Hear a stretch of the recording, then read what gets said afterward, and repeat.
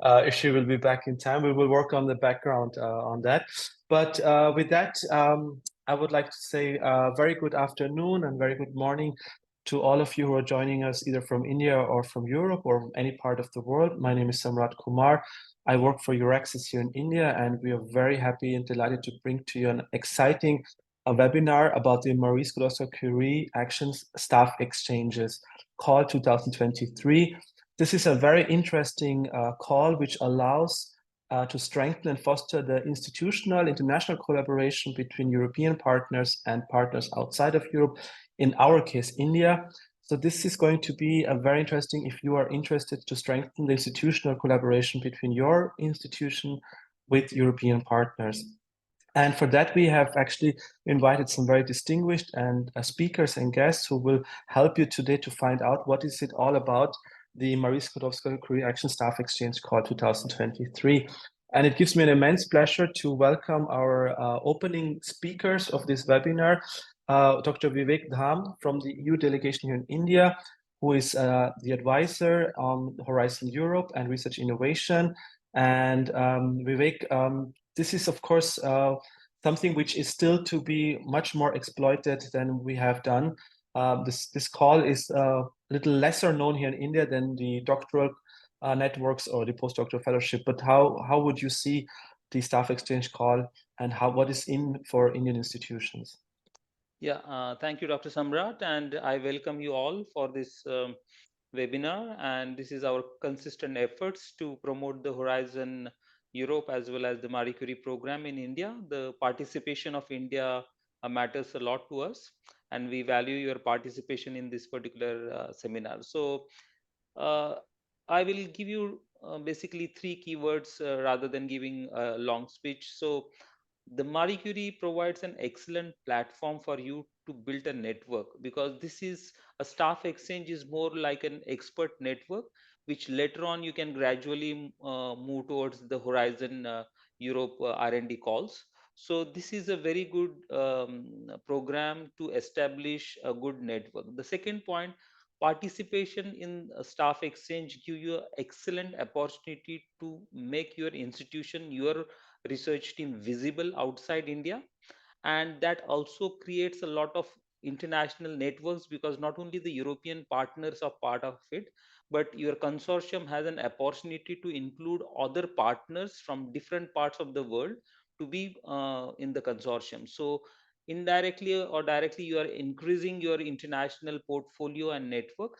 So that is the second point. And the third point, which I really emphasize, because we believe in two-way mobility, because right now there is a lot of researchers visiting or going forward from India to Europe. So we also want a lot of Europeans to come to India, and the Indian institution has the excellence, the capacity, and to deliver an excellent research. So this is a very good platform through which all the Indian and European partners and researchers can build upon their bilateral collaborations or individual collaboration to a multilateral.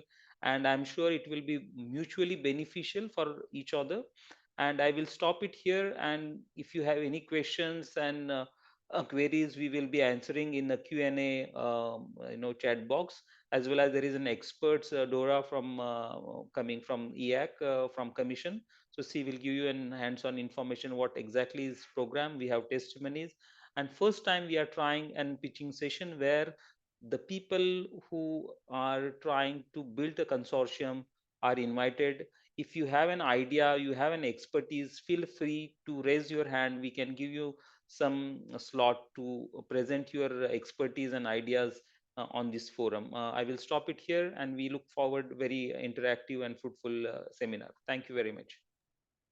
Thank you so much, Vic, for a very strong encouragement and the importance of and the benefits and opportunities the MSCA Staff Exchange Call has.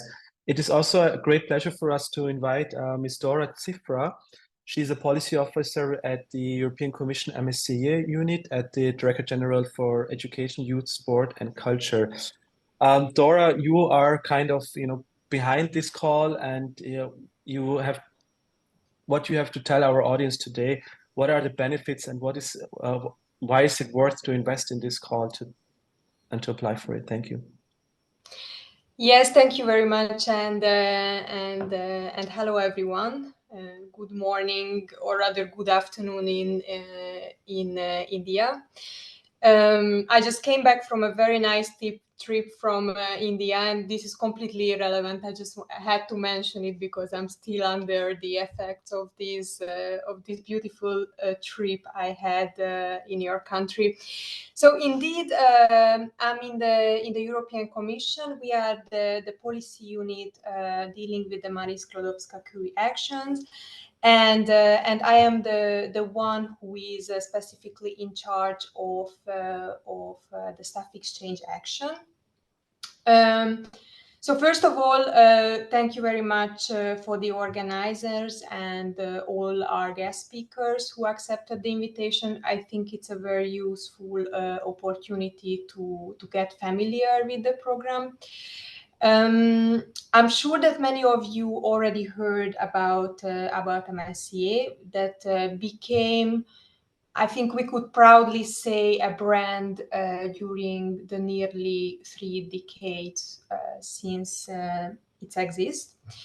It is a program to support excellent research, and the main goal is to equip researchers with new knowledge and skills through mobility and training. So I think you will understand during this session that even though mobility is a very important element of the program, MSCA is not only a mobility program. The scope is much wider than that. When it comes to research and innovation, our main goal is to address current and future global challenges. So we can think of the climate change, health-related issues, security. So all these issues that we are all affected by. And we are very proud of the fact that since 2014, MSCA supported more than 65,000 researchers, of which 17 are also Nobel laureates. We had two new Nobel laureates this year who were rewarded with the prize just now. So when it comes to staff exchanges, you also have to know, and I'm sure again that you will hear more about this later today, that this is the most international action under MSCA that involves stakeholders not only from the academic sector, but also from the non-academic private sector, and basically from all across the world. Today's session is dedicated specifically to this action, and I really think that it will be a good occasion to get familiar with this initiative, and hopefully this will also encourage you to apply and take part in our current call or in future calls. So all in all, I would like to encourage each of you to actively engage during this session, share your insights, your thoughts, and of course, always feel free to ask questions, because this is the whole purpose of this webinar. So I think that's all on my side. Welcome to this great event. Thank you again to all of you, and let the webinar begin. Thanks. Thank you so much, Dora, for the welcoming remarks, and also giving us a bit of the context of the staff exchange call, and also the international dimension it actually has, and what excellent programs are under the Marie Sklodowska-Curie actions.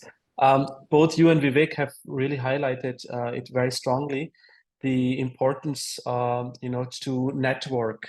And this is an opportunity. This webinar is really meant for you to find each other. If you are interested in this call and you're looking for consortium partners, we very much encourage you to now use the chat function, use the opportunity to exchange your details, your contacts, your key experts, and try to start with the try to find each other today, and then of course take it further after this webinar. And so please use this opportunity, and we are of course here, as Dora and Vivek said, to help you with any questions. But I think what you really are interested now, I think most of you, is to know more about the call, the scope of it, the eligibility, what is in this call, and nobody better than our main speaker today, Tuba Arslan. She is the MSCA National Contact Point at the Scientific and Technological Research Council of Turkey. She's joining us today to present you now the scope of this call. Very warm welcome to you, Tuba. Thank you so much for joining, and the floor is yours. Thank you, Sam. Thank you very much. It's my pleasure to be here. And hi, everyone. I would like to welcome you to this webinar. I know that Euraccess India organized this event, but I also see some other names also. So it seems that we are gathering here with some other nationalities all together. So welcome, everyone. As already mentioned during the very nice welcome speech, we will be talking about the most international action of Marie Skłodowska reactions. I know that most of you are new to the concept of staff exchange. I will give many details about this call, but before that, I would like to share with you a general picture of MSCA, which I have been working as national contact point since 13 years. So I know how it evolved from IRSES, International Research Staff Exchange Scheme, and then to RISE, Research and Innovation Staff Exchange, and now with a very simple name. The features a little bit changed, of course, but the aim was always there to change the research staff mainly, not only in Europe, but also in the other parts of the world. So we will be talking about today how you can be part of those staff exchanges. So for those, I can move. For those who are not familiar with Marie Skłodowska reactions, I can inform you that it has placed under Horizon Europe Research and Innovation Funding Program, which will be running until 2027 with a budget of 95.5 billion euros. It is Horizon Europe. It is the new research and innovation framework program of the European Union, we say, but it is not any new. I mean, almost 2 years has passed, but we still have 4 or 5 more years still, or let's say 4 years. So there will be very nice calls under Horizon Europe and Marie Skłodowska reactions with Staff Exchange Call. These are one of the opportunities actually under Horizon Europe. But as you might see on the screen, there are many other opportunities under Horizon Europe. It offers opportunities for both collaborative research and mobility of researchers. Actually, European Union believes that it must reinforce its efforts to encourage more young women and men to make a career in research, promote its attractiveness for top talents from around the world, and retain its own researchers, and also reintegrate those working elsewhere. And the so-called Marie Skłodowska reactions, very shortly I will tell MSCA. These MSCAs are the main instrument at union level to do so, to reach that aim, I can say. And since their launch in 1996, they have become the union's reference program for doctoral education and postdoctoral training. As mentioned previously, those are the most very well-known actions of Marie Skłodowska reactions. But today we will not be focusing on them. We will be focusing on another one, Staff Exchange Call. I can also say that between 2014 and 2020, in the context of Horizon 2020 program, the MSCA have supported 65,000 researchers in Europe and beyond, both doctoral candidates and more experienced researchers, and have funded over 1,000 excellent international doctoral networks. So those are the achievements that I can tell for the previous program. With the new Horizon Europe program, we hope the achievements will be larger and larger. Now let's see where to find MSCA in Horizon Europe. I see some things on the chat box. Very nice, you're sending highs and greetings. If you write any questions, I will be focusing on them at the end of the presentation. No worries. Okay, let's see where to find MSCA in Horizon Europe here in this slide. You will see here that there are some pillars, pillar 1, pillar 2, pillar 3, I can say. Those are the actually main pillars under Horizon Europe. You will see here, excellent science pillar. Under excellent science pillar, you will see Marie Skłodowska-Curie actions. This pillar is actually named as excellent science and trying to work on the improvement of the careers of the researchers. And for pillar 2, I can mention them as global challenges, European industrial competitiveness pillar. You will see more thematic areas here where you can submit proposals under each call: health, culture, creativity, civil security. I will not be reading them all, but I can tell you that this is just like providing or offering some thematic calls, not like Marie Curie actions, not like excellent science, because I will be telling you that this pillar is asking proposals with a bottom-up approach, where, I mean, which means that you can submit proposals in any research area. The pillar 3 is Innovative Europe. You can find some other calls under European Innovation Council, European Innovation Ecosystems, and European Institute of Innovation and Technology. This will be the pillar giving funding for the researchers under Horizon Europe. So, as I said, we can see Marie Skłodowska-Curie actions under pillar 1 with a 6.6 billion euro budget.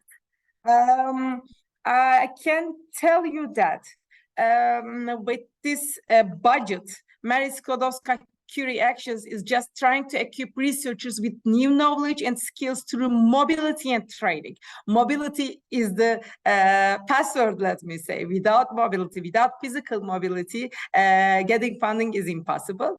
So the aim is to make the researchers as mobile as possible thanks to these fundings. Okay. Here, this slide summarizes the 5 main Marie Skłodowska-Curie actions. In today's webinar, I will be briefing you on the Staff Exchange section, perhaps the least known of the 5, but I have to tell you that there are 4 other actions too. I will be just very shortly explaining you, but in what concerns the Staff Exchange action, the budget assigned to the next call is around 78.5 million euros for this call, 2023 call. And the success rate in the first and second call of Horizon Europe last year was around 30%, whereas for other types of Marie Skłodowska-Curie actions, such as postdoctoral fellowships and doctoral networks, the success rate stood at around 13%. So getting a funded Staff Exchange project seems, I don't want to say seems easier, but I want to say that the chance of getting the funding is higher compared to the other actions of Marie Skłodowska-Curie actions. So that's one of the reasons why we do encourage you to take part in a Staff Exchange project if this is your first time to be placed in a EU project. This is the general slide I generally use to explain what Marie Curie actions is offering. As I told you, there are 5 different actions. Postdoctoral fellowships is one of them, which is just under the name. It's offering fellowships at the postdoctoral level. And doctoral networks is another action which provides actually funding at the doctoral level to doctoral PhD candidates, let me say. Co-fund is another program which is like, providing funding for new or existing doctoral or postdoctoral programs. So it helps you to create a funding mechanism with your own institution and with European Commission coming together, like co-funding.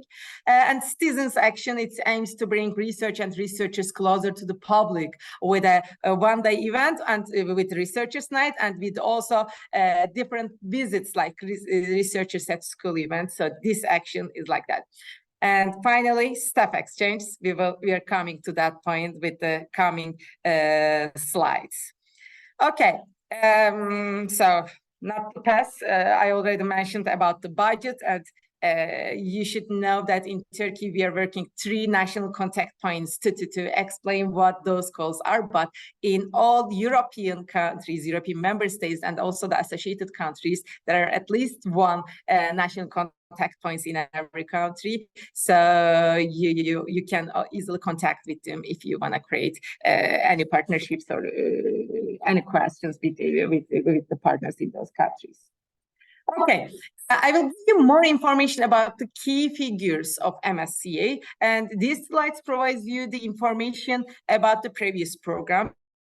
Since it is now the numbers is realistic, I mentioned to you that many PhD candidates already been funded with the Horizon 2020 program, and it's still going on with the Horizon Europe. But the good thing here is that I want to emphasize here that 37% of the researchers are from outside EU, which is very good.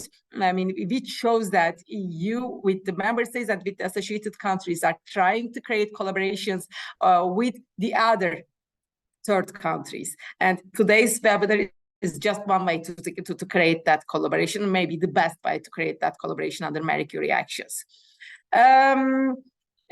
Also, I would like to mention that not only the universities, not only the academic sector, but also the companies are supported. So the creation of cooperation is really huge thanks to those programs. So many companies has been funded thanks to the previous program and still going with the new Horizon Europe program, I can say.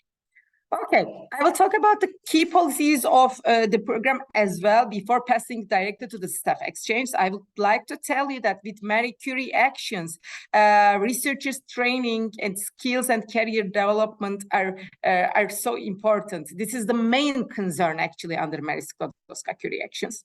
And also excellent research in all domains is just fixed. It is bottom-up approach, which means that you can choose a topic to submit a proposal with your partners and coordinators in an MSCA Staff Exchange project. This means that all research areas can be covered. International cross-sectoral interdisciplinary mobility. This is also very important. You need to be mobile to get funding under Marie Skłodowska actions, as I already mentioned. This is the key point. Mobility is the main feature of the program. And I can tell you that there are many very good, attractive working and employment conditions that I will be talking more about those conditions under Staff Exchanges Call. The other one of the policy is just to structure the impact on organizations through excellent programs and create very strong collaborations with industry and also the SMEs, not only the big companies, but also the SMEs. This is one of the other aim that they are trying to create actually with those programs. Okay, if you like, we can start with Staff Exchange. We have half an hour, so I will try to focus with the very important parts of the call. At the end of my presentation, I hope you will see what the call is meaning, what they are asking for, what they are aiming for with this Staff Exchange. But I will be very happy to keep in touch if you have any other questions, even after the Q&A session. Okay, this Marie Skłodowska Curie Action Staff Exchange Call actually it allows for exchanging of staff and sharing knowledge and ideas at all stages of the innovation chain.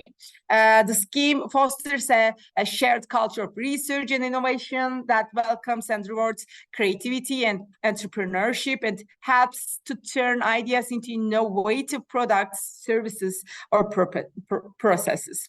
It's actually open to research, technical, administrative, and also managerial staff supporting the research and innovation activities from across the globe, as I said, not only in Europe, but across the globe. And this action funds short-term international and interdisciplinary mobility of this staff, specifically the research and innovation staff, through the so-called secondments. This means that the staff is not leaving it's his or her own institution totally. They are just seconded to the other partners in the project. I will be explaining more how these secondments can be made, in which partners, how you can create those segments. I'm coming to that point. The aim actually is to support the development of sustainable collaborative projects between different organizations, both from the academic side and from the non-academic side, non-academic sector, based in Europe and beyond, as I said. And exchange staff actually, thanks to this call, benefits from new knowledge, new skills, and also the career development perspectives and international exposure. This career development, as I said, is the main aim, one of the main aims of the Marie Skłodowska actions. You will see this aim under all actions. And the organizations taking part in this staff exchange calls, they will also benefit from transfer of knowledge thanks to the transfer of staff between them, among them, and they will benefit from the increased collaborative networks and increased research and innovation capacities.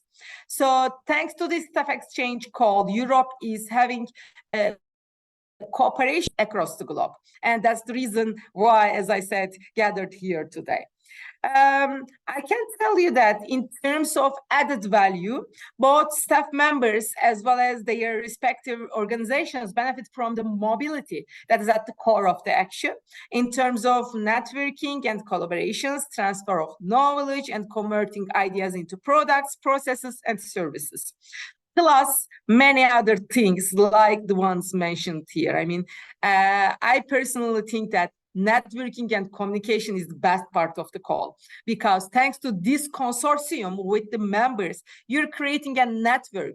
This is just starting with a staff exchange call, but I see many success stories who just gathered together to write a staff exchange call proposal, and then I see that they submitted another proposal after 4 years.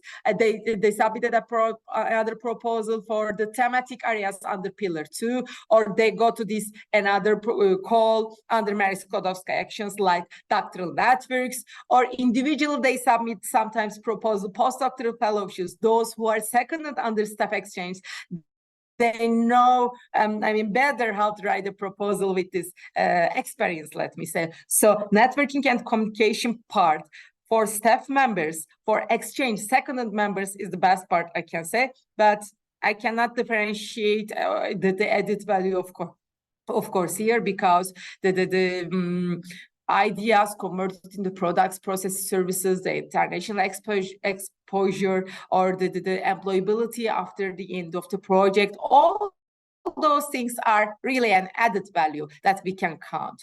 For the organizations as well, transfer of knowledge is, I do think, that the best part, because the seconded staff is going to the other partners and coming back to his or her own institution, which means that they are transferring the knowledge that they got in the other partners.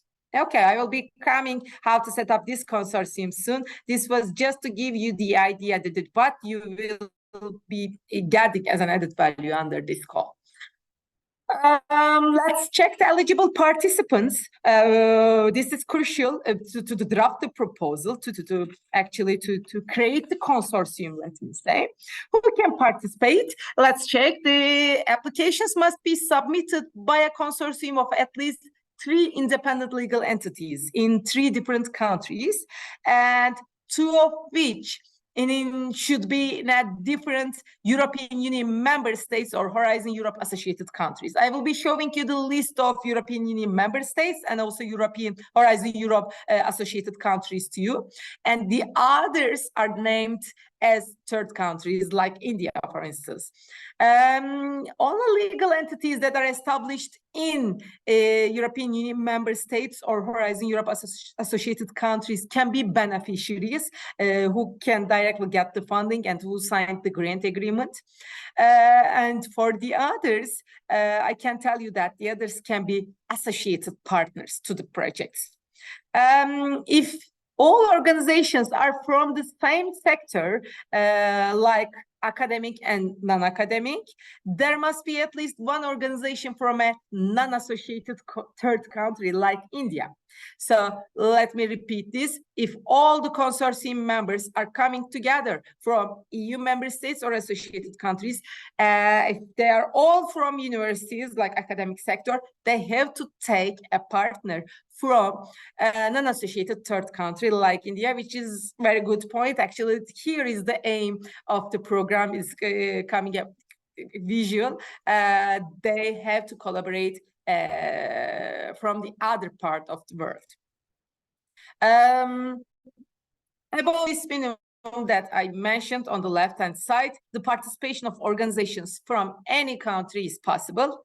I will be mentioning about the funding criteria soon too, but the participation from any country is possible. And secondments within EU member state or Horizon Europe associated country must be between different sectors. I'm trying to give this detail because in the proposals, in the projects that you will take part in, there will be those kind of situations. There will be EU member states, there will be associated countries, and they will wish to, of course, cooperate between them, but they have to cooperate between different sectors. If they do not create this different sector collaboration or exchange, they have to create the exchange with the transnational world, with India as an example here. Okay. So as I said, I am underlining this part because this is very good opportunity to take Indian partners to the project or Indonesian partners. I saw there is someone from Indonesia. You can write in the chat box if you're coming from the other countries too. We can check later on. Okay. And obviously, secondments must always be between different countries. You cannot create secondments in the same country, that's for sure. I will be showing you EU member states map. Those are the member states apart from UK, which is not a member state anymore. So the rest of the European countries, you can see here EU member states. I will be showing you some statistics about those states. So you can see that which countries are really eager to write staff exchange proposals. You can just knock their door. Maybe you can create some partnerships with them. And also I want to show you the associated country list. You will see Turkey there. You can see also United Kingdom here very soon, we hope.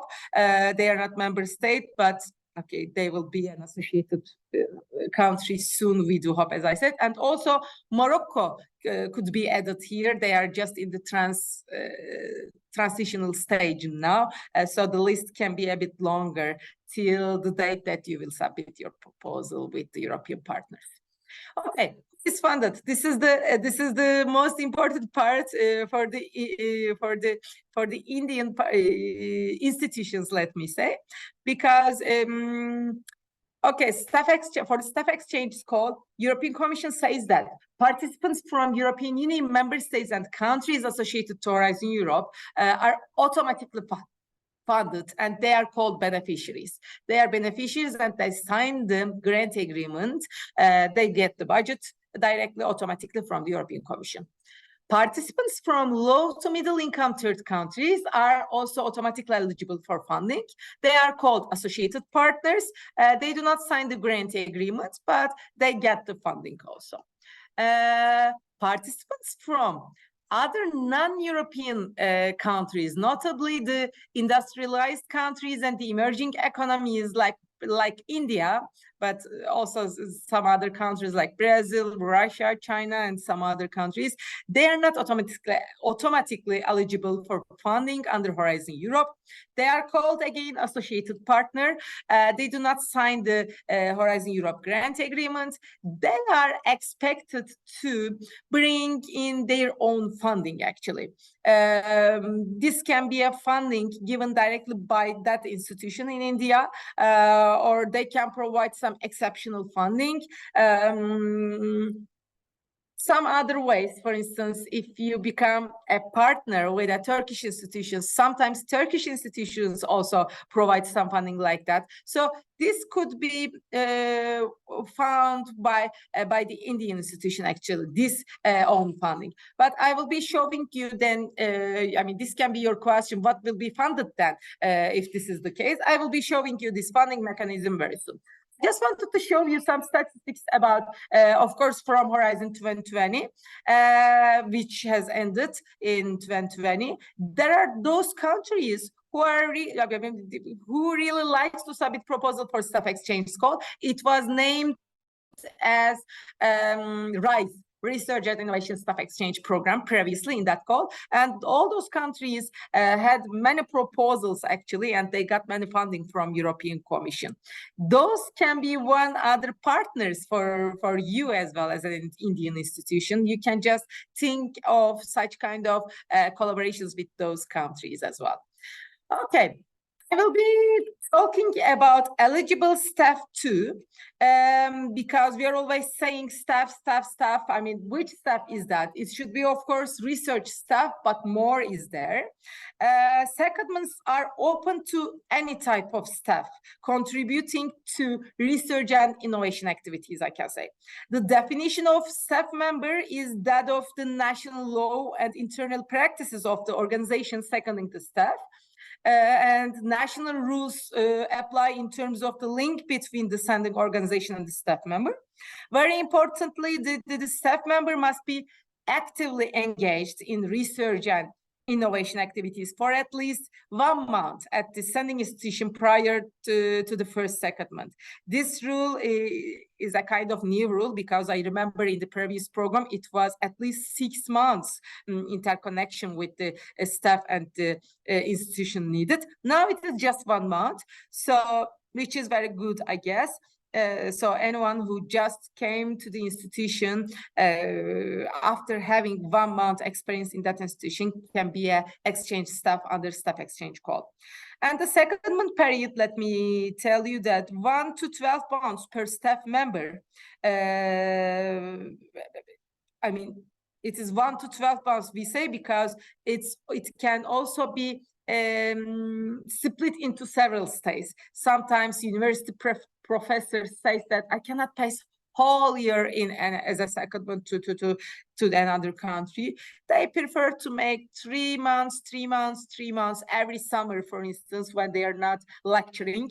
So they use this split stay opportunity. This is very good, actually, as an opportunity. And during the secondment, staff needs to be devoted full-time to the action. Part-time option is not valid under Staff Exchange. In some other actions of European, under MSCA actions, there is this part-time option on the table. Okay, after the period of secondment staff should return to their sending organization to maximize the impact of the exchange and ensure transfer of knowledge and long-term collaboration. This is must, actually. The institution should actually create this link with the researcher to take him or her back to the institution to create this transfer of knowledge. And the administrative staff directly involved in research and innovation activities may be seconded under a staff exchange project as well. It may include administrative staff in charge of preparing an application for a patent, or administrative staff experienced in data mining and collection, or staff dealing with research surveys and as described in the description of action under work packages.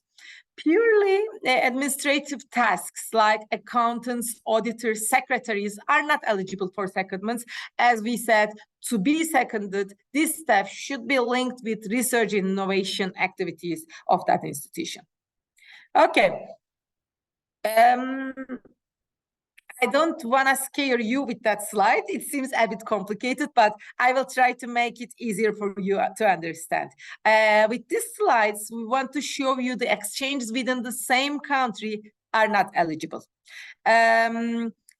Maybe before giving these coloring things explanation, I would have to tell you what academic sector is. I already mentioned that, but I want to repeat. Academic sector means public or private higher education establishments awarding academic degrees, public or private non-profit research organizations, and also international European research organizations. Those are the academic sector. And non-academic sector means any socioeconomic actor that's not included in the academic sector. So apart from that academic sector, fulfilling the requirements of the Horizon Europe rules for participation, of course. And I mentioned also beneficiaries. They are the legal entities that sign the grant agreement, and they are funded by the program. Very shortly, associated partners, as again I mentioned, they are the entities which participate in the action, but without the right to charge costs or claim costs. They contribute to the implementation of the action, but they do not sign the grant agreement. We can have associated partners in EU member states, in associated countries, or in the third countries like India or in the other parts of the world. All those details are given in the work program published by the European Commission. Okay, the diagram in this slide is meant to highlight a few important aspects of the secondments eligible for funding under the staff exchange section. The secondments exchange taking place between organizations based in third country, like associated partners, are not eligible for funding, as you can see in the orange marked with an X. Okay, the secondments taking place between organizations based in member states, EU member states, or Horizon Europe associated countries that belong to the same sector, like academy, or non-academy, they are only eligible if shown to be interdisciplinary. So if they do not create interdisciplinary secondments, they cannot make these secondments.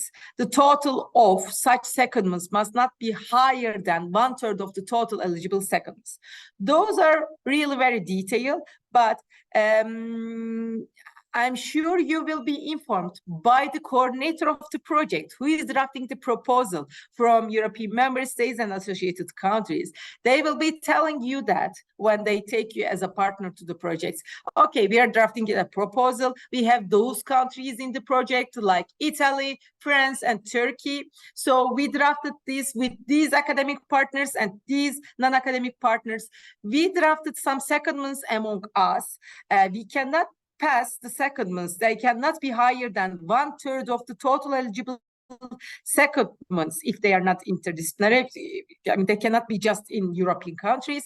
So they will be taking Indian or Indonesian or any other non-European countries to the proposal. They have to create such kind of exchanges with you, which is the best part of the program, to create international exchanges actually.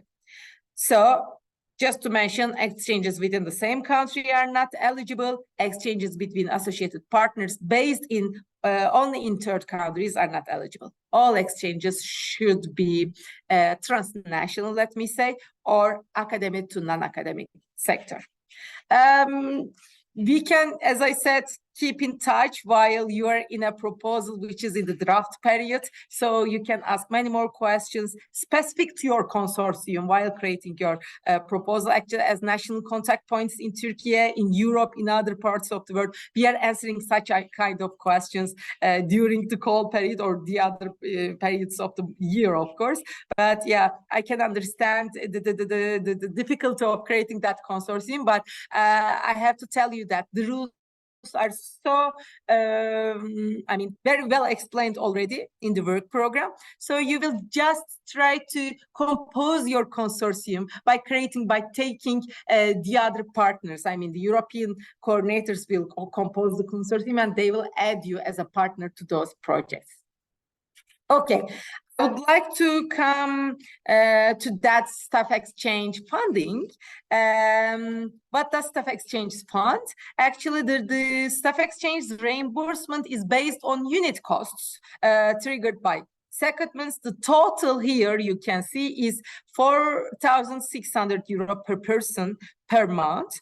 The staff member unit costs amounting to 2,300 euros are to be paid in the entirely as a top up of the salary and are meant to cover expenses related to the secondment travel, also accommodation and subsistence costs. And institutional costs amounting to 2,300 euros can be further divided into research-related unit costs and purely managerial costs. The consortium can use some flexibility, but only for the use of the category B unit costs. I can say that the staff member unit cost is top-up allowance. So any staff seconded from Europe to India, let me say, they get their salary from their institution, plus they get 3,300 euros as a top-up allowance to their salary. The thing is that researchers, I mean, any institution from, for instance, India, being a partner to the consortium, they will not get automatic funding. So, which means that Indian researchers going to Turkey, going to France, going to Italy in this consortium will not get that funding automatically, but in the project, the reasoning can be explained why this is really needed, and the evaluators can exceptionally accept to give funding. But in general rules, Indian researchers will not get funding, so you can find extra funding for as a matching fund, let me say, in the proposal, in the project, let me say. But anyone coming from Europe to India in this project will get that funding, which means that they will be doing research in your institutions as a partner of those projects with their own budget, with their own funding, let me say. Okay, I want to mention you about the project in general, because we are talking about a proposal. We are saying that you need to find partners. The coordinator will be drafting the proposal, of course, but the partners will need to give information to the coordinator. This is the main pillars of the proposal, let me say. It is 30-page proposal.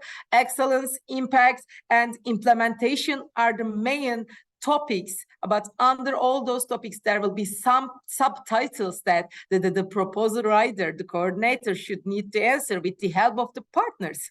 So the excellence is the place where the project is explained, actually, or the originality of the project. Why is it innovative? Why did you choose that topic in the year 2023? So is it really needed? Is it really excellence topic? So the quality of the research and the quality of the topic is explained here. And the impact, this is a transnational project. I mean, many countries are just coming together to create synergies in the project, to do research in that project. So the Commission is asking the impact of the project.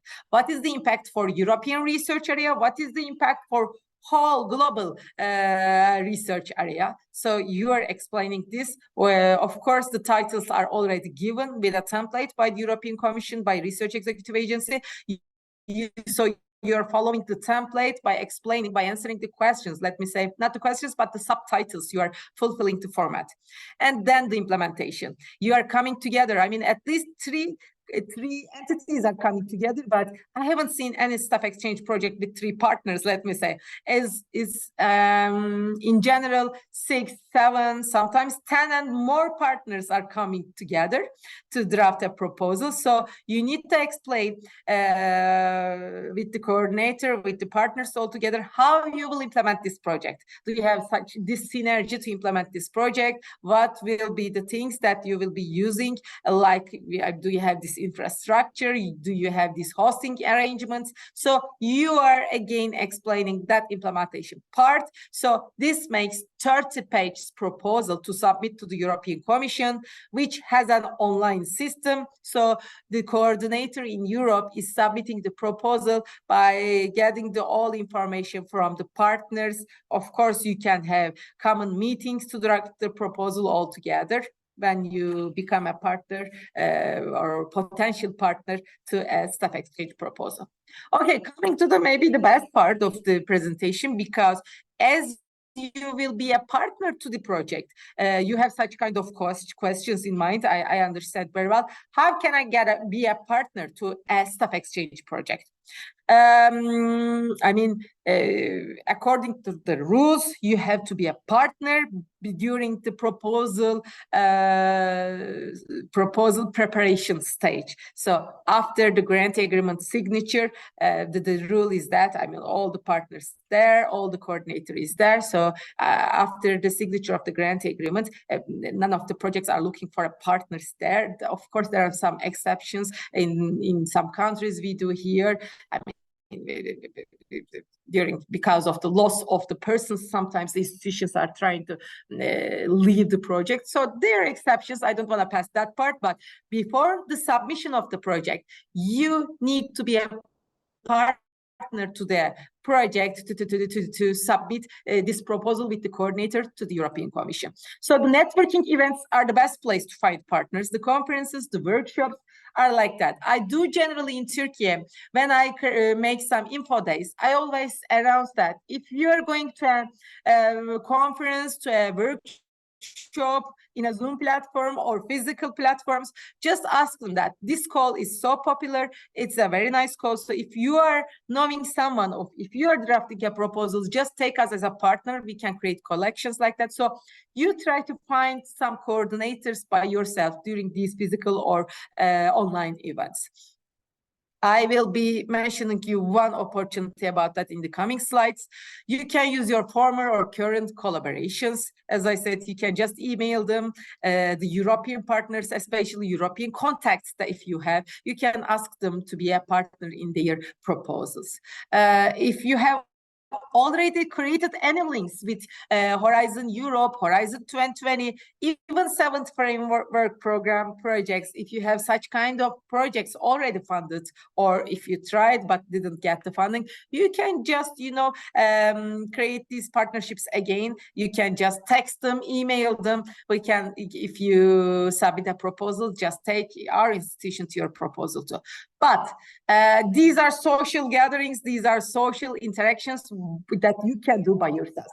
But European Commission has also created some platforms that you can find partners, coordinators as well. I will be showing you those links too. Okay, before showing you these partner platforms, I can tell you that European Commission has this Cordis website. We do generally announce this to the potential coordinators, because when they are wishing to write a proposal, they are asking us, oh, Tuba, could you please tell me what kind of proposals, what kind of projects have already been funded by the European Commission? I do tell them that please check Cordis website, because over that website, you can see, since not only Horizon Europe, but also Horizon 2020, 7th Framework Program, 6th and I think 5th Framework Program also. You can see all the projects, funded projects, abstracts, which gives very short information with 2,000 letters, I guess. They are giving the summary of the project. So you can check that, oh, these projects, these topics have already been funded in that year, and I can add more to that project. So the coordinators are trying to see what has been funded by the European Commission already, and they are trying to formalize their own proposals according to already funded projects. So they have to put something innovative, they have to put something original on the top of that. Also, I can tell you that there is this dashboard created by the European Commission, which I do also personally use very much. When I want to check some statistics about which countries have how many staff exchange proposal, I can see that. So this, I will show you some graphics about that. You're lucky about that. But if you want to see specific country, how many proposals have been funded in that country, you can check, and you can see the popularity of this call under the dashboard. And you can see many other statistics under dashboard. You will receive the presentations, by the way, so you don't need to note anything. You can just click on those things when you get the presentation. and also projects funded under this topic. As I mentioned, European Commission has this funding page, funding and tenders opportunities, FTOP, they say, portal.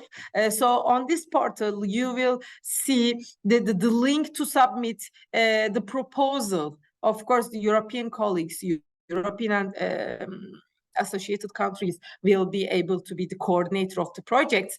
So you can see the last year which proposals have been funded. Here I just tried to show you the screenshot, for instance. So you can check these proposals.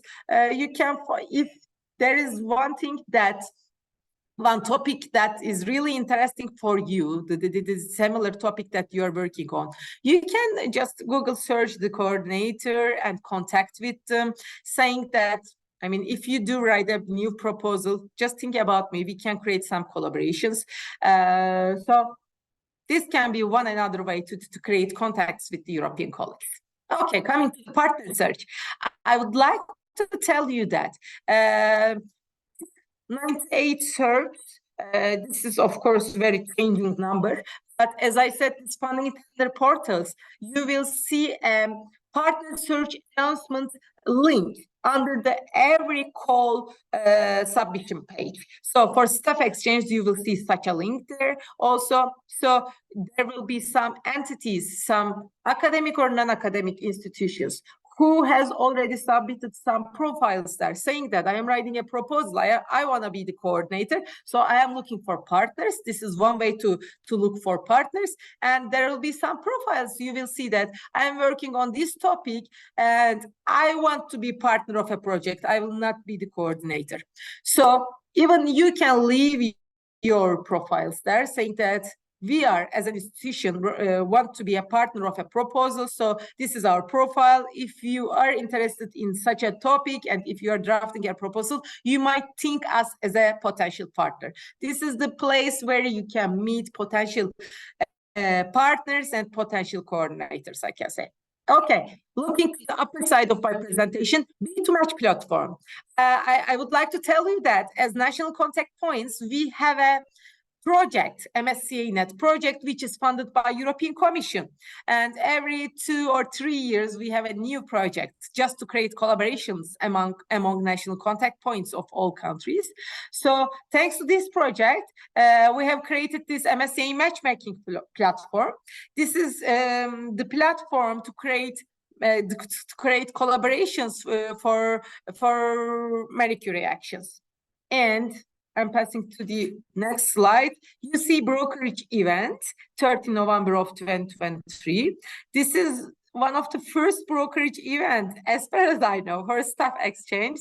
Yeah, several times European Commission has also started to do, but for our project, this is one of the first. So for the 30 November 2023, you can just register here.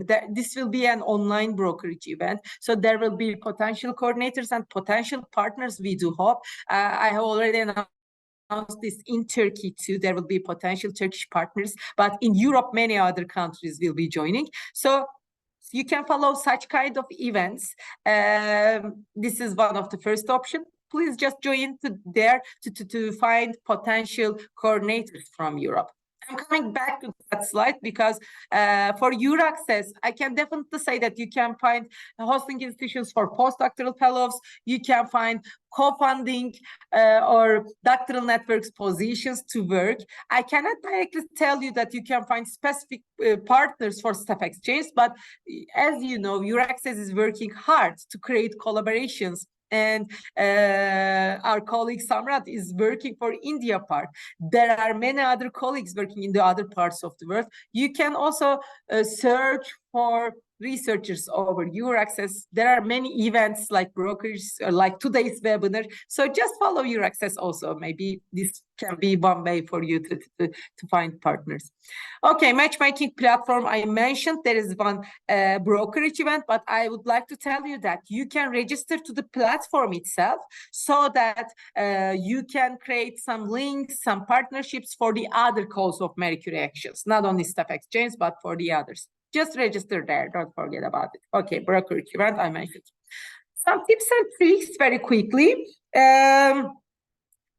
Okay, those tips and tricks can be seen as a tips and tricks for a coordinator. But as a partner, I can tell you that just closely follow the call requirements. You know the requirements now for a third country partner like India. And the coordinator, while drafting the proposal, they will, of course, mention you the consortium structure, how many partners there are, how many European and non-European partners, and as an Indian research institution or as an Indian academic or non-academic institution, what can you do there? The coordinator will be informing you, but the guidelines are there. Also, I will be showing you, European Commission is preparing guidelines. Just follow them. I would advise you to contact with the national contact points of the coordinating country as well, or with me, you can, if you have any questions, I will be happy to answer.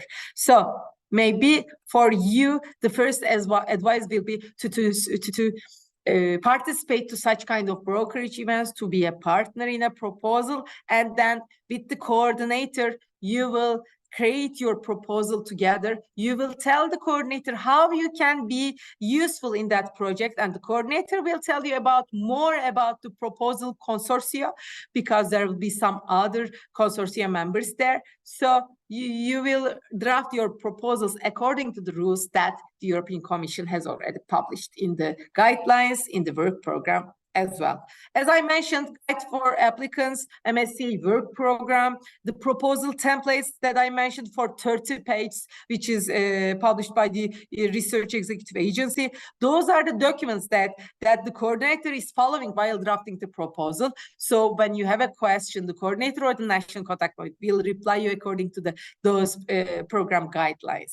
And you will not be signing the grant agreement, but you will be signing the consortium agreement if you become a partner of a project. So according to the rules in the model, in the grant agreement, the coordinator will draft a consortium agreement. There might be more rules on it about the patent issues, about the exchange of the staffs. So some consortium related rules can be created. So you will be you will be signing the consortium agreement with the other partners in the project. Okay, I think I need to be quick, but I want to show you some graphs as well. This is just to show, I don't know among us if there are non-academic participations today, but I want to show you that non-academic participation is also high. In your country, you can be, as an academic partner, you can be a partner of a project, but also you can take another partners, European coordinators. Very shortly, I would like to tell you that we do say that this is the first step in EU funding. Even for India, there is no direct funding. I can tell you that this will be a networking opportunity for all consortium partners. There is this high success rate, which is very good for staff exchange. The participation is more simplified according to previous rules. International collaboration, I mentioned at the beginning of my presentation, is the best part of the program. The networking, crossing disciplines, multidisciplinary part of the project is another really good opportunity for those researchers who would like to collaborate across the globe. The innovation part is a specific part in the template also. Why is it innovative? Why not? So you explain those kind of things, and better scientific and technological capabilities. You do second your staff to the other countries and you expect them back. So transfer of knowledge is always there. So you increase your abilities. Career development of your researchers are obviously there.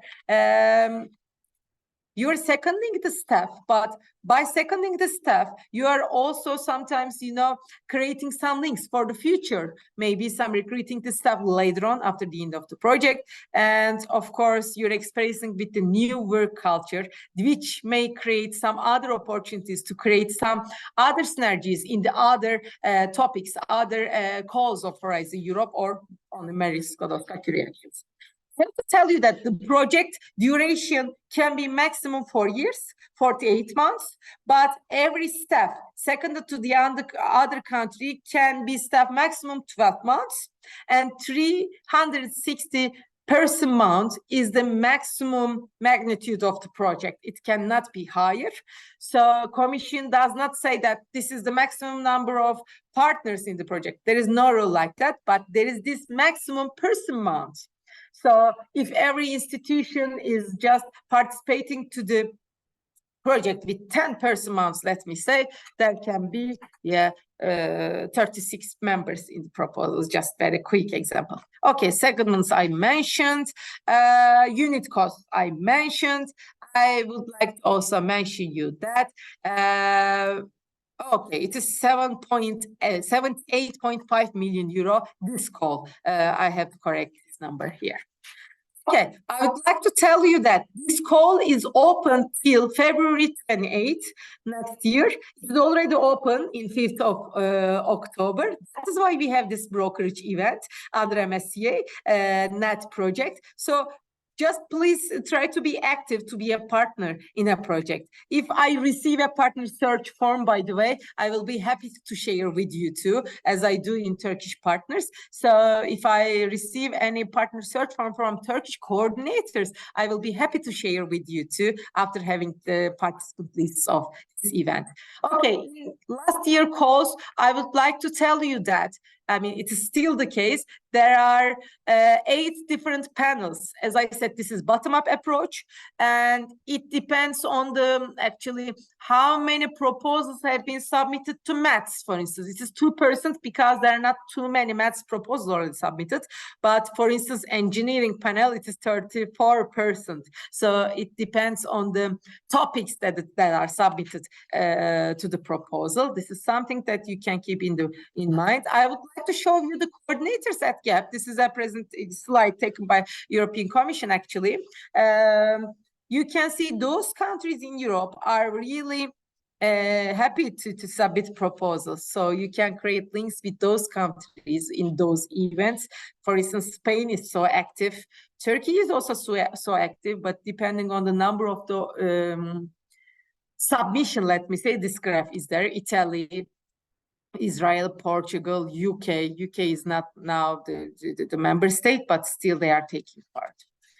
Okay, I told you that we are 3 like NCPs in Turkey, but I would like to tell you that there are many NCPs in every country in Europe and in associated countries and also in the world. You can check those NCPs, national contact points, under this link. I told you that we have this MSCA NET project, and thanks to this project, we are creating some documents like handbook. This handbook, the coordinators are drafting the proposal and trying to check what is important to write or not. You can just take a closer look. Set of graphs. This is TÜBİTAK's role. My institution is preparing this set of graphs for the project, and we are publishing them on the website. You can see them at the end of the FAQ block, where you can find questions and answers under the MSCA NET project. Okay, I will be leaving all those graphs in my presentation because here you can see some graphs. If you are working in chemistry, this is the mark, actually, score 79. As you see, and they are not over 90, which is not the case in the other calls. Doctoral networks, postdoctoral fellowships, you have to get over 90, 95 sometimes to get funded. But for staff exchange, the scores, the last proposal, the last project, which is funded by the European Commission last year, was those scores. As I said, it's not that competitive. Okay, it is competitive. It is not that competitive compared to the other calls of Horizon Europe. So we do encourage all coordinators to submit proposal, actually. And 67 proposals have been funded last year. Okay, you will see some numbers here as well when I leave you the presentation, some graphs, cutoff scores I mentioned. And finally, I would like to tell you that there are different sectors here: higher secondary education, research organizations, private for-profit or public body, all and other institutions as well. They can all be a partner to the project. So I want to show you that Staff Exchanges is open to all institutions from all countries. I would like to thank you. Sorry for taking 5 more minutes, I guess, Samrat, but I wanted to give deeper information. So I will be ready to reply your questions at the end of the session. Thank you for listening to me. Thank you so much, Tuba, for this very informative, comprehensive, and excellent presentation. I think you covered all points of this call and also gave, a kind of a background idea why this call is important and what can be the benefits of applying to it, and especially the partner search. I think that was very useful. And I also like to see the graphics because that gives you a bit an idea how, the participants in the past have been successful. And as you said, it's not as competitive as the other Marie Curie actions, but there's a lot to gain because it's such an international action compared to the others, and a lot of potential for further collaborations and networking. Thank you so much. Tuba, could you stop sharing your screen? Of course, of course. Thank you so much. Yeah. Thank you. So we now move to our next. Okay, so we will just now continue with the Q&A session while we're waiting for our testimonial to maybe fix the technical issues she's facing. And I would invite both Dr. Vivek and Tuba to put on their cameras and come in to the Q&A. Thank you so much, both of you. You are the experts, so that would be now very good to have you here. We have questions in the Q&A chat box, but also I would like to invite the participants, if you want to ask something directly, you can also raise your hand in the Zoom, and we will give you the possibility to speak directly to the presenters and the speakers. Yeah. Let's start with a question in the Q&A. There's a question: is there any restrictions about the age for applying for the program? Is it possible if we choose the topic in preservation culture using ethnomathematics and ethnoinformatics topic for staff exchange action? Tuba, could you answer? Are you reading from questions and answers part? Yeah. Okay, I didn't see that one. I see that security be design and area of, is that the question? Architecture. No. I mean, I took the second one because that basically also would answer the first one. Okay, I just saw. Okay. Is there any restriction about age? There's no restriction about age for staff exchange for the coordinators or for the partners. And I have to underline that the seconded research staff or seconded staff, let me say, can be at any experience level, from someone who has just started to work with that institution just 1 month before is just eligible to be seconded, and anyone really experienced like professors or like someone who is at the level of retirement level, that experience, let me say, they are eligible to be seconded. So there is no age about that, but I'm replying this for staff exchange specifically. Because you said MSCA program, in some other programs like doctoral networks, they are looking for, of course, PhD fellows. Postdoctoral fellows are, a fellowship program is looking for PhD, postdoctoral fellows. So for staff exchange, there is no age limit, there is no experience limit, I can say. And is it possible if we choose the topic in preservation culture using, yes, any topic is okay. Only some Euratom topics should be mentioned here. We can share with you the link. There are some restricted topics, but for the other topics that you have mentioned here, mathematics, informatics, ethnoinformatics, I mean, any topic. That's why the call is named as bottom-up approach. Any topic is more than welcome. Yeah, this is, I think, very the great thing about the MSCA calls is that they are bottom-up, and allow you to really apply for a project which is your personal research, and I think that makes it very significant. Another question we have in the Q&A chat is about that research innovations are key to every good call. I think this particular call is very much inappropriately labeled. Mobility is a very broad term and could have been much more specific in terms of call intentions. There are high chances of getting funded compared to other calls here in the MSCA, yet competitive. What is ideal duration of the proposal to get funded? Thanks for the nice presentation. I do thank you for your question. I mean, 48 months is the maximum duration.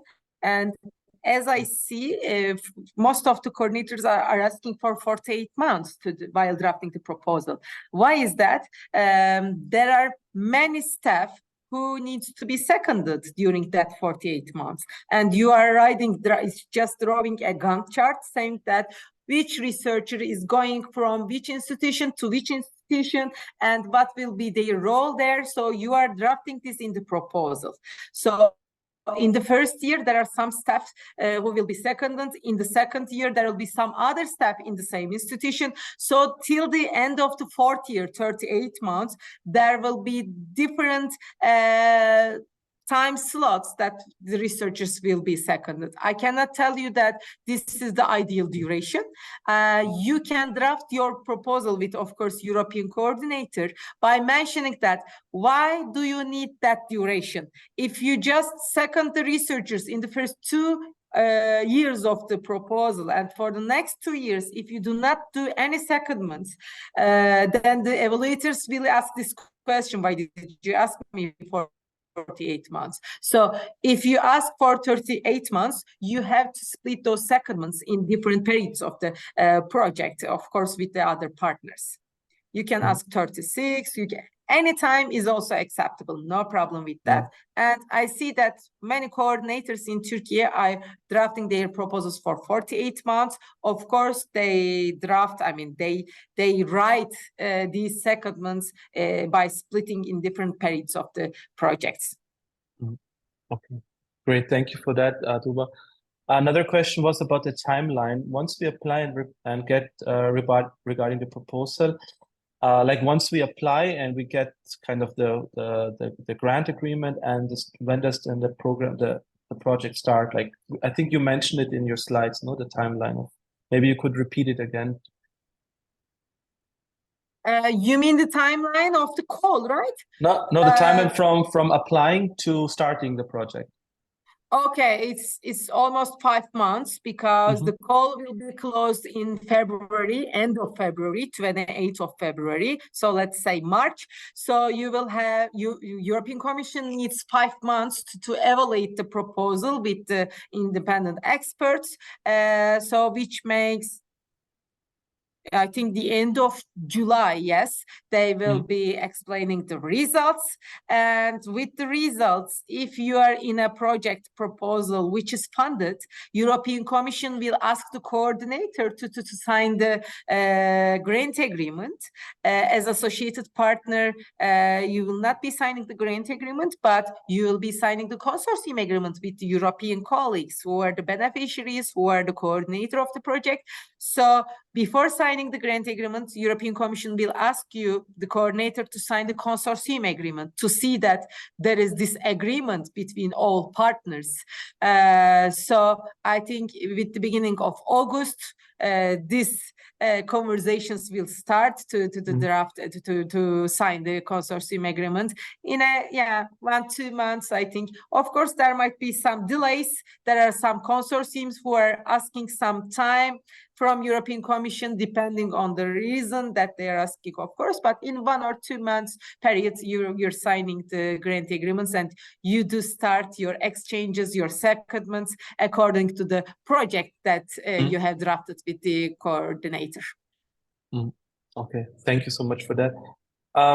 We have one attendee who had raised the hand. I'm not sure if she wanted to say something, but we will allow her. Asha Srinivasan, if you wanted to ask something, you could now unmute your mic.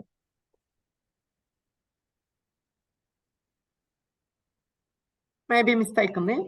Maybe mistakenly, but still, we also give a hi back to you then. And also I wanted to give another opportunity now to our participants. If you want to ask something, you have now the chance. This is really the time to, ask something. Of course, you can also send us an email afterwards if you don't have any imminent questions now. But we would have still a few more minutes before we move to the next part of the webinar. Okay, I think most of you are, still processing and digesting all the information you received. That's fine. I also want to ask Vivek if you have anything, any thoughts, or you wanted to maybe add something, or since you have been also working with the Staff Exchange for some time now here in India. I think her presentation was quite comprehensive and everything has been well explained. Congratulations. And what exactly she was trying to convey is you need to find a partner. That is the most tricky part in the entire exercise, because that is the 50% of job, to find appropriate partner and consortium. And she had already given you some indications where you can find appropriate partners. So it's all about your visibility to the other people, that you are available to have a consortium member, and also make sure your profiles are uploaded. That is the site which she had mentioned. Just below the call, there is a partner search tool where you can also express the interest. That is also a good venue where a lot of people visit and see who are interested and what kind of a expertise and skills are offered by different people. So it's all about making yourself visible, and don't hold yourself just somebody will come and approach you. You have to be proactive, and you have to proactively write to the different people. I can see that someone is looking for a German partner, so it's very difficult for for us as an funders, as well as this thing, to pinpoint anyone. It is up to you, because we are giving a platform to find the partners. So I encourage people to make sure you go proactively to this brokerage events, information sessions, so that you get acquainted with the different uh, forums, as well as the people which are looking for partners and trying to be performing a proposal. So that is the message, is baseline message, that now onwards you have to count the day and the number of days, and you are running against the time, basically. Yeah. Thank you. The good news is, of course, that the Staff Exchange call is an annual call. So even if you don't manage for this call to find partners, you still have the opportunity to start working now to search for, other institutions, researchers who would like to apply for you, maybe for the call in 2024 then. We have Mr. Rahul Ahuja, who has raised his hand. So I'm expecting he wants to ask something. Please go. Yeah, it's a very nice presentation. I just wanted to ask whether that, if we actually find a partner and, the research is kind of something that basic, and then it also leads to some translational products. So somewhere I saw that the European partner is some part of the agreement, but like countries like from where I am, like India, it is an associate partner. So how would those patents be holding in place? Because that would be a concern for my faculty or PI, through which I would, like to execute this. You are very right. I mean, of course, Vivek, would you like to say something? I'm very short. I have very short explanation. The consortium agreement that you will sign with the other partners, with the coordinator, will mention all these patent issues. This is generally the question that, I mean, you are so right to ask this question, but in the consortium agreement, you will mention those specific things. Okay. Vivek, would you like to add? Yeah. No, you are perfect, on spot. So that is what the consortium agreement is, the document where all the IPR, background information, workload, all the things are drafted and clarified. It has been shared with the funders. So don't worry, you have to be very vigilant that all the IP related information you mention in the consortium agreement. That is the only document where you will have the possibility to have a common joint understanding between the European and Indian side. Okay. Thank you.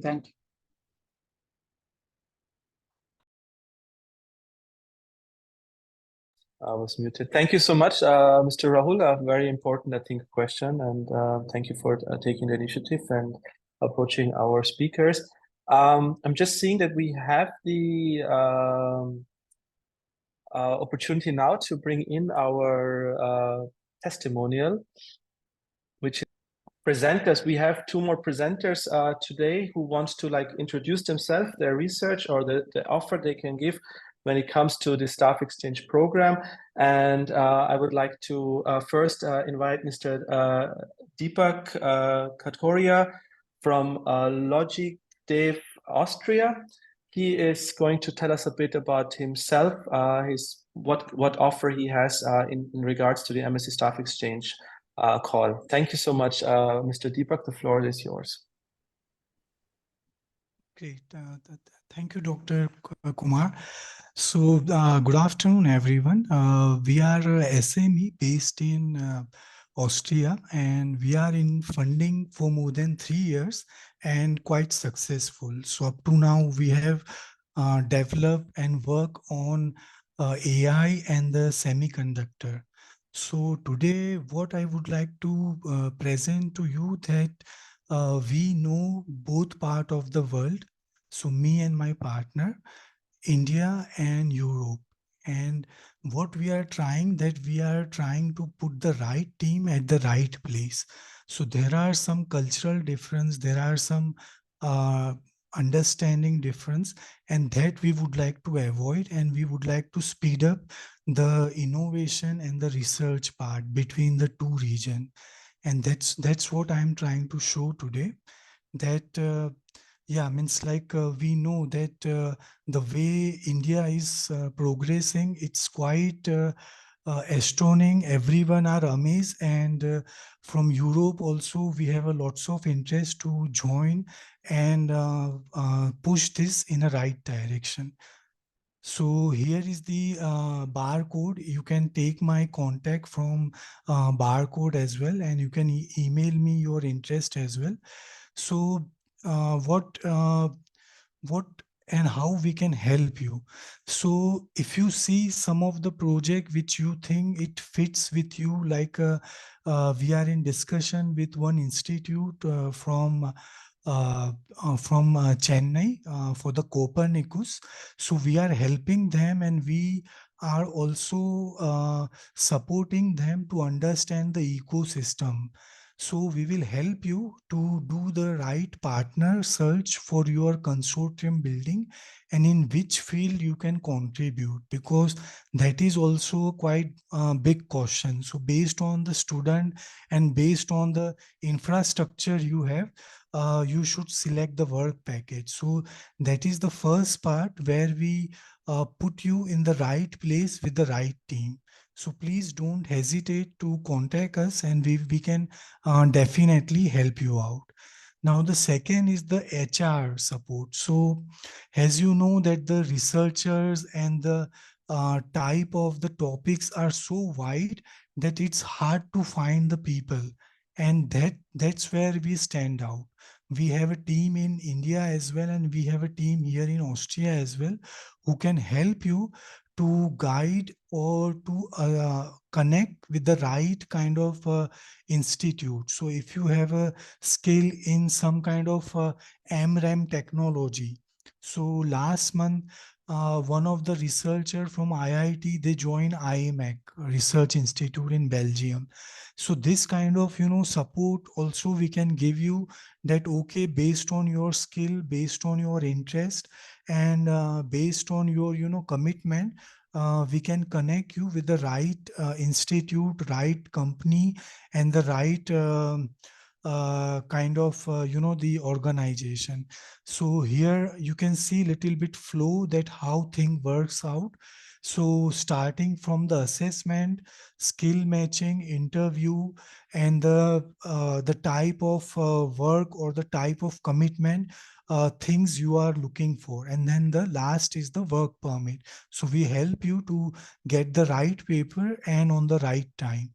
So no wastage in the with the wrong paper and then you have to apply again. So we help you from the beginning. These are some of the plan we offer here to our contacts. So either it can be short term, it can be contract based, or it can be like a whole term based. So if the project is for 3 years, you can get the whole kind of assignment for 3 years as well.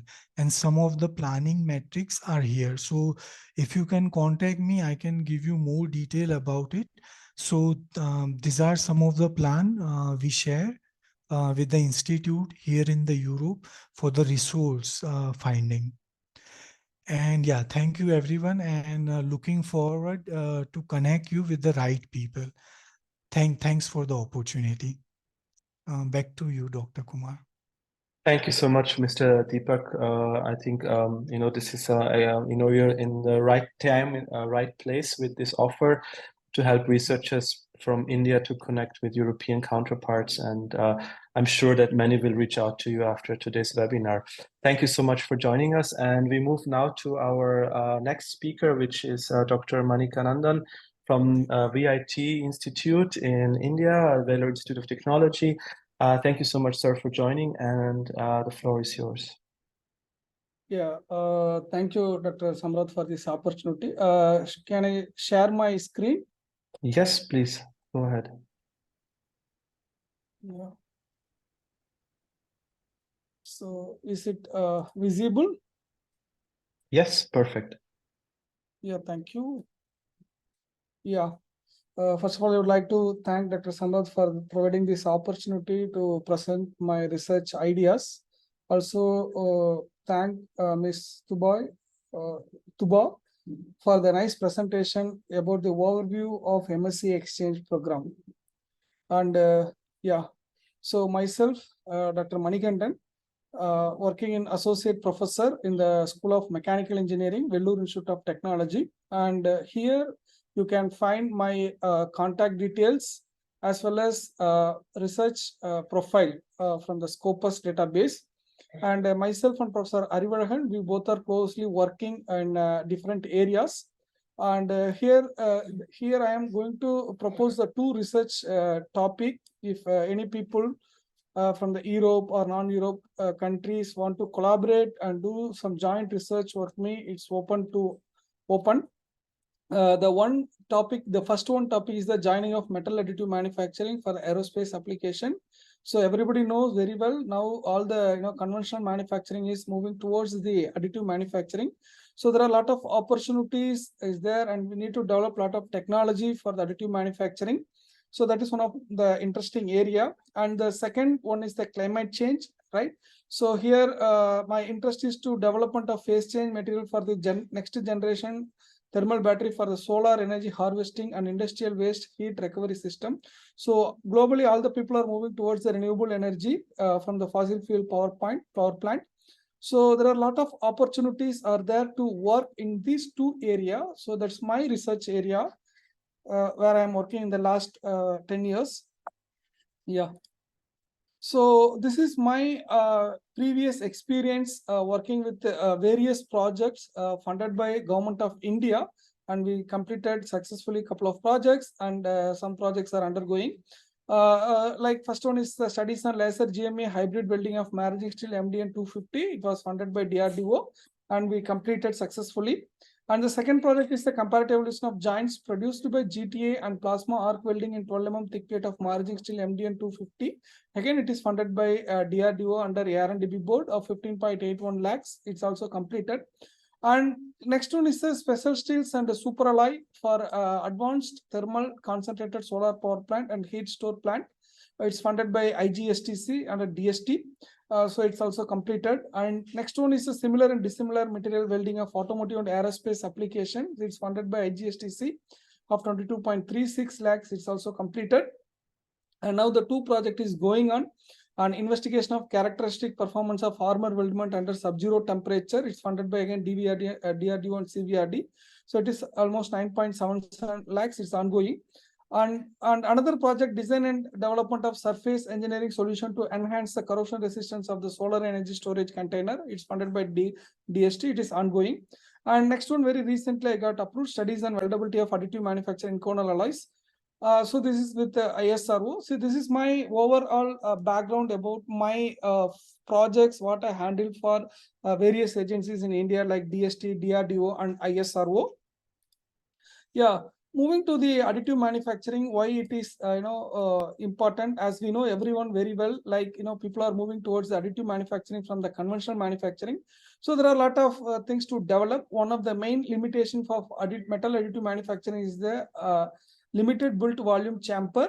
Also fabrication of large size component with more number of layers that lead to the formation of excessive residual stress in the as built conditions. So building a larger size aerospace component in metal additive requires more layer deposition during the fabrication, which leads to excess heat accumulation and sometimes build failure, which open a necessity of weld two different AM parts. So the above limitation is more prone for highly complex shape components.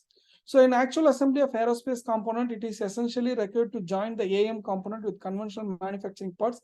Hence, it opened a new scope on additive manufacturing additive to wrought alloy welding.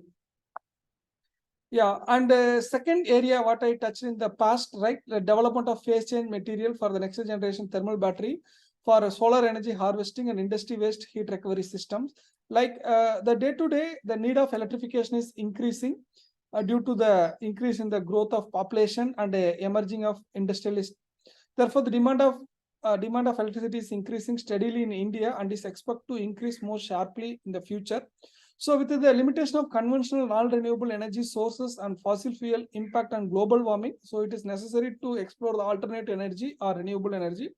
So as you know, every country is committed to reduces the CO2 emission, and the same way India also committed to reduces the emission intensity up to 33 to 35% from 2005 level by 2030, and to set target of 40% of non-fuel based electricity generation in the energy mix. So the solar energy should be a considerable potential of energy production at large amount without polluting the environment. So solar is one of the fast growing energy generation technology globally. So in the solar energy system, electricity is generated from the solar irradiation is achieved by photothermal conversion method and PV method.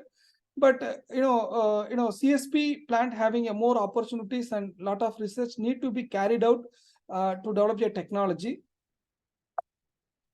So thermal energy storage system to bridge the gap between energy demand and supply. In CSP, the heat is absorbed and heat is released by the phase change material.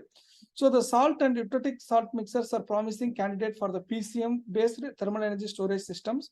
So we need to develop, high temperature energy storage system for a higher efficiency. So this is not still explored. So waste heat explosion is a key application to achieve low carbon in the near future.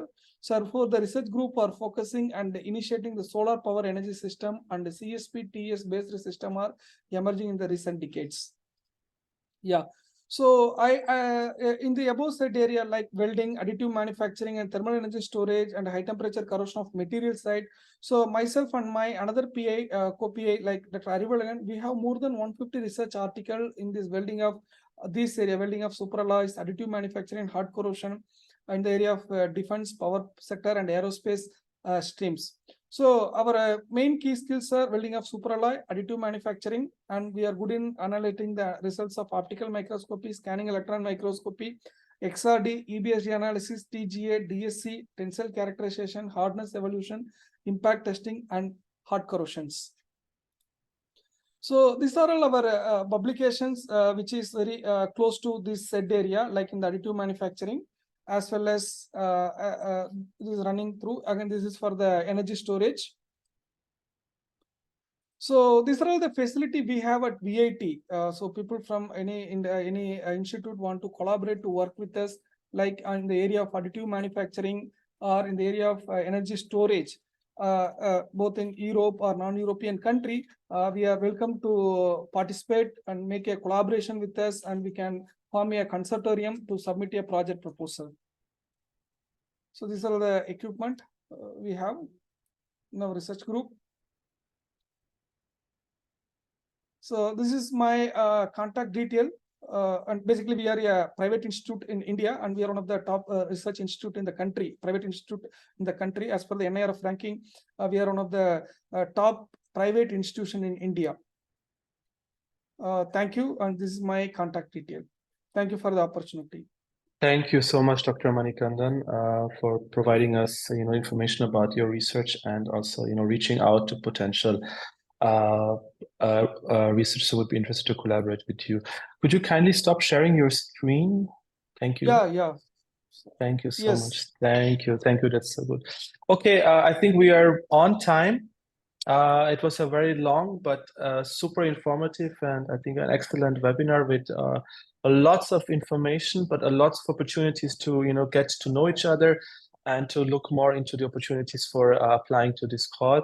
And with this, I would like to thank all the speakers and ask Dr. Vivek for the closing remarks. Thank you, Dr. Samrat.